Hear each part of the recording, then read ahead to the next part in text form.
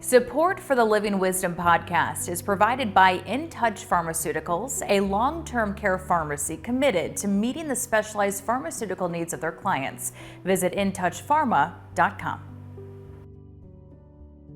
Hey there, I'm Karsten alongside Deb Carriveau, and today we are talking about something that really isn't ever taught, but yet is so crucial in every aspect of your life. Right. And that's communication. Why is there not a class in school about communicating? Yeah. Because it's so important, whether you're in a relationship, whether in this case you have a family member with dementia, like it is so important, isn't it? It is very important, yeah, so absolutely. Let's talk about communication, because when we say communication, we just think verbal, and it's not. There's just a whole lot going in to a conversation, how we're being perceived, what we're saying. And for someone with dementia, they are reading all of that. Right. So what exactly is involved with communicating? So you're right. We have a tendency to think about, when we talk about or speak about communication, that it's about the words we use. Yeah. And while that's true, that's such a small percentage of how we communicate, particularly when you're living with a loved one with dementia. There's just multiple aspects of communication that they deal with, and issues and problems they have, challenges with processing along that whole process or that whole scope of communication. So when you're dealing with someone with dementia, it's not just the words, it's about my ability to recognize words, to understand what the words mean, to be able to process a response, put words together to give you a response. And so for somebody with dementia, that can be a very difficult, long process. In addition to that, the way we communicate with each other has so much to do with that nonverbal stuff. Yeah. Our body language, our facial expressions, our tone of voice, not what we say, but how we say it. And the interesting thing about people with dementia is they are about 3 times more sensitive to the nonverbal emotional climate of an interaction with somebody than they are about the words. That's interesting. And you say what you mean. We're not kind of doing all the elaborate stuff. Truly say what you mean. Why? Right. So the problem with individuals, when you're trying to communicate with someone living with a dementia process, the way the brain is being impacted by the damage created from the disease is that they start to lose their ability for what we call abstract thinking. And so they lose that ability when there are a lot of words to try to read or interpret what all of that might mean. They become very concrete thinkers. Yeah. And so, we've talked in past blogs about the whole process of retrogenesis and how their brains start to go kind of in reverse in terms of the way they process or think about information. So they become very tangible thinkers, so very concrete. So when you're communicating with somebody with dementia, remember, less is always more. Okay, so for those of us like me who like lots of words, I do too. I do too. It gets difficult for people with dementia. So you have to be very conscious to cut to the chase. Yeah. Use as simple and as few words as possible, and say what you mean. So for example, instead of asking someone, and this is about even clarity in how you ask somebody living with dementia a question, or you're trying to elicit information, it's not unusual. You might say something like, well, are you feeling under the weather today? Well, for somebody with dementia, they have not a clue about what they're looking out the window going, weather. Yes, I'm under the sun. I guess I am under the weather. Exactly. So instead, you would say, are you feeling sick today? So it's very tangible, very concrete. If you're trying to decide what to give them to eat, for example, you wouldn't say, what do you want for dinner today? Because all of that, when you use those kind of open-ended questions, you're putting it in that person living with dementia, their realm of having to figure out what you're asking, then put words together, try to determine a response, make a choice when they don't necessarily know even what the choices are at that point in time. So turning that around and using a very simplistic question like, would you like spaghetti tonight? Gotcha. Would you like grilled cheese tonight? Instead of, leaving those open-ended questions. That has a real level of complexity for people living with dementia to try to go through that whole open-ended response process. And I can only imagine then in turn makes them feel a little uncomfortable because, right, they're trying to mask what they're going through. They're trying to people please. And what's interesting about the questions is it's almost a pleasantry, right? We're almost trying not to be rude to that's why we use a lot of words with the questions. So that's going to take some work getting straight to the point. And see, we have a tendency to want to have people with dementia feel like everybody else. Yes. So we tend to talk to them like we would anybody else. And that's good on a certain level. But you also have to have an understanding of what the disease is creating for them and how frustrated they can become if we make things too complex.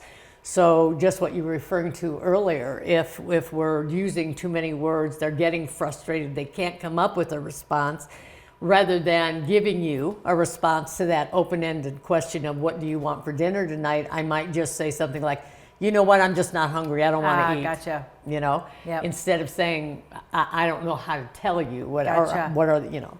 So it's that whole issue of dignity and saving face and not wanting people to know that my abilities are limited. Something I didn't think about, you mentioned avoid using pronouns whenever possible. And this is interesting, but makes so much sense. Talk about that. Yeah. So for somebody with dementia, because they are living so much in the moment in terms of that short-term memory, when you're having a conversation with somebody with dementia or you're telling a story, let's say, because you want to share with them something that happened, we tend to use pronouns because that's a natural part. She, and they, might say, oh, her and her husband just went to Ireland. They just got back. She got to spend time with the family. And in all of that length of that storytelling, that person with dementia is really struggling to go, okay, who is she? Absolutely. You know, he might know or she might know in the beginning that, oh, you're talking about Christine. But by the time you get halfway through that story and you're using she, he, now I've lost total context about who that is.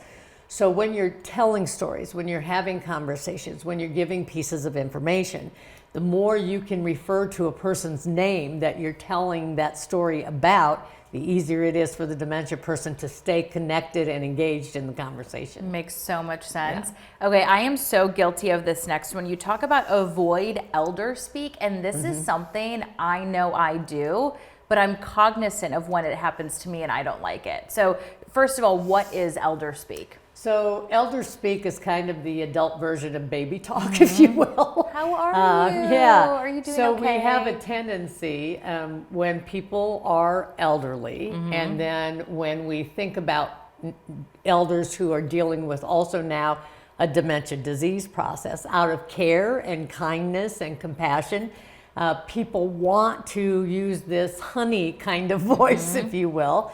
And it gets to be this kind of sing-songy, sweetie pie, almost baby talk, but not quite there. But the problem with that is people with different kinds of dementia, number one, have limits on the tone and range of voice they could hear clearly and understand, not because it's an ear issue, but because the way the auditory center of the brain interprets sound starts to be impacted. So the higher, more sing-songy pitch the voice is, the more difficult they have understanding what the words are that are being said or the message that's coming through.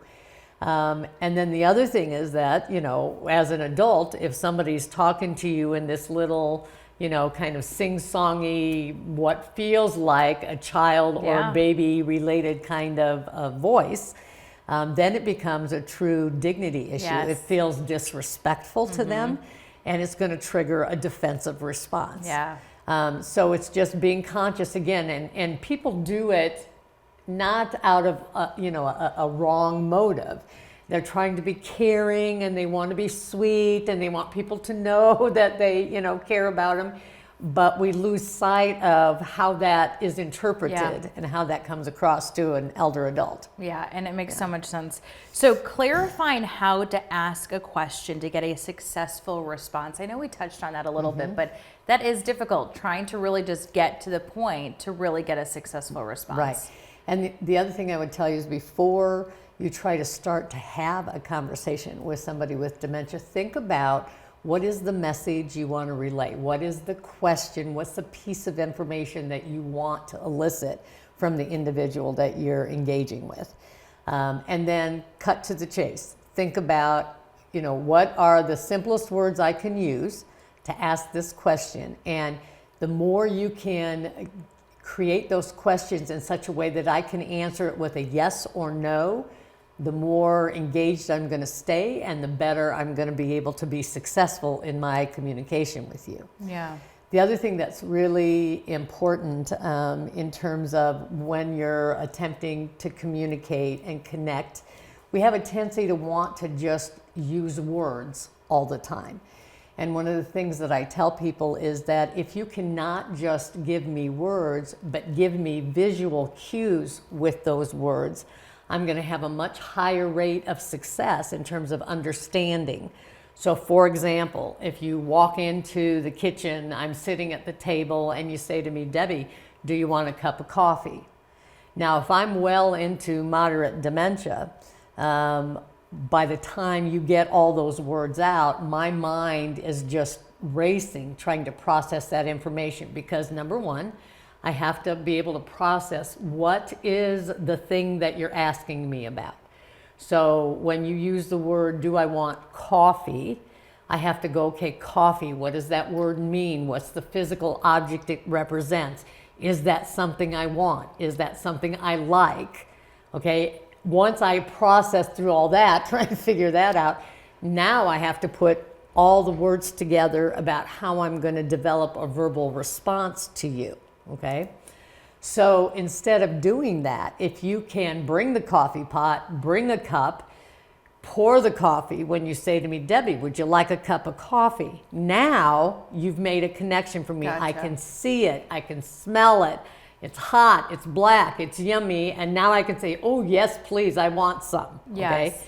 So you take out all that middle ground of processing that they really struggle with by giving me those visual cues. And that's true of anything you can do when you're engaging somebody with dementia. The more verbal words that can be accompanied by visual cues, it's going to make me much more successful and be able to engage and understand. You gave that spaghetti example, and so I'm trying to relate spaghetti to the coffee example, Okay. right? So let's say we're at dinner. We're not going to say, what are you thinking you want for dinner? We're just going to say, hey, we're having some spaghetti for dinner. We have the plate made and we're doing that.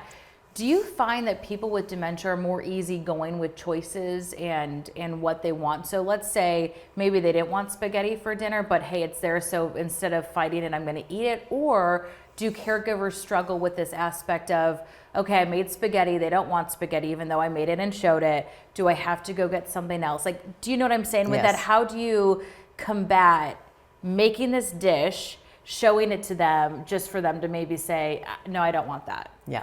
So it's always a struggle with people with dementia because making a decision is difficult for them even when, I'm given a choice. Yeah. So what I tell people all the time is limit the choices. Give me choice, but narrow the choices. So before you go through the effort of making spaghetti, Yes. okay, bring me to the kitchen, put out the Boxes. spaghetti, the Gotcha. boxes, the Okay. sauce, whatever you have. Give me two choices. Say, hey, listen, we could have spaghetti tonight for lunch or dinner, or we can have soup and grilled cheese sandwiches today for dinner. So do you have a choice? Do you have a preference? Which one would you like? Okay. And again, you've given me the visuals. I can see both, and then I can choose. Now, there's always a chance that you're going to Nope. fix what they want, and they're going to get to the table, and they're going to go, oh, I thought we were having spaghetti. Of course. Of course. So, and you always risk that. Yeah. But sometimes it's just being flexible and, a great kind example. of, go. And sometimes You know, a lot of times I'll tell caregivers is to make, multiple meals in small amounts and just have them ready to go. Okay. And, if you bring one to the table that you think I want and I change my mind, you've got another ready to go kind of thing without a lot of effort or trouble.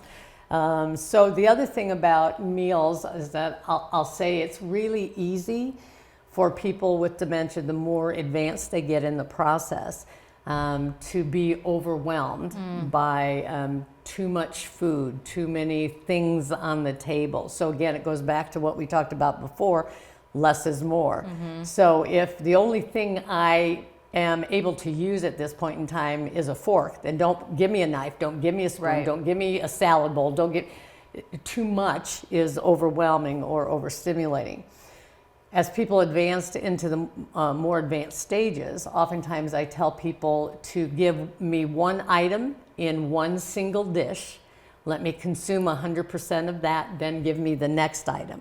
Okay. Because sometimes as dementia advances, if I have a whole plate of food in front of me and it's overwhelming, I don't even know where to start. So sometimes I'll just push it away and get up and leave the table and say, I'm not hungry.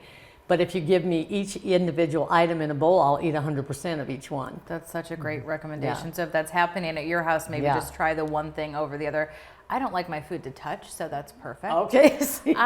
But this does transition into a good idea of letting them be a part of the process. Yes. Talking with them, including them. Correct. That is important in the communicating. Absolutely.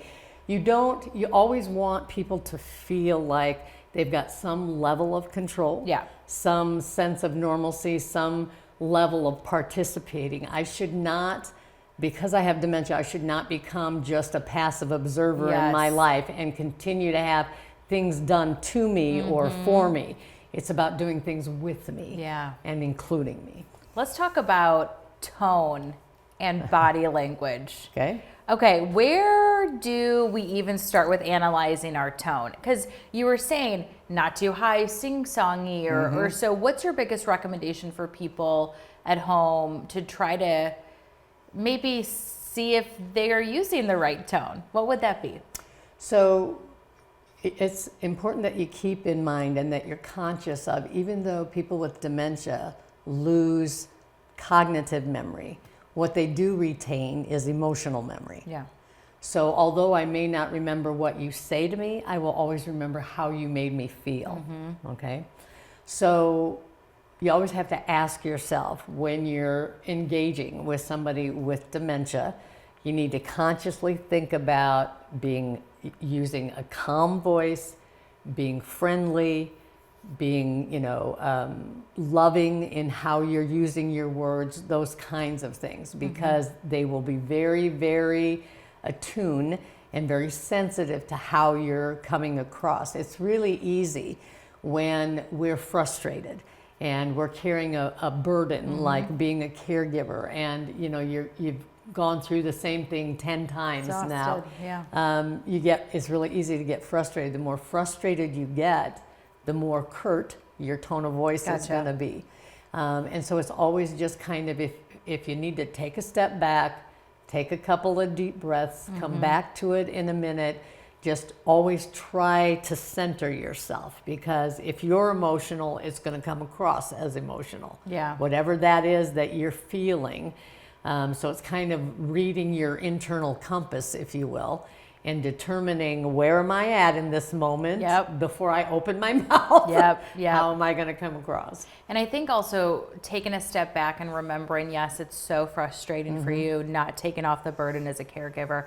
These individuals didn't ask for it. They're not trying to live this. This is just the reality of them trying to understand and process and exist. And sometimes that can be frustrating. But if you just keep remembering, they don't get it.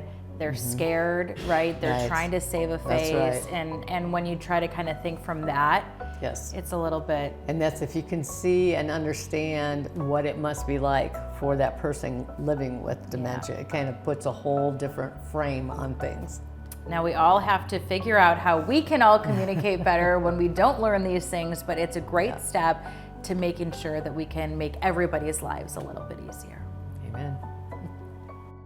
Support for the Living Wisdom podcast is provided by InTouch Pharmaceuticals, a long-term care pharmacy committed to meeting the specialized pharmaceutical needs of their clients. Visit intouchpharma.com.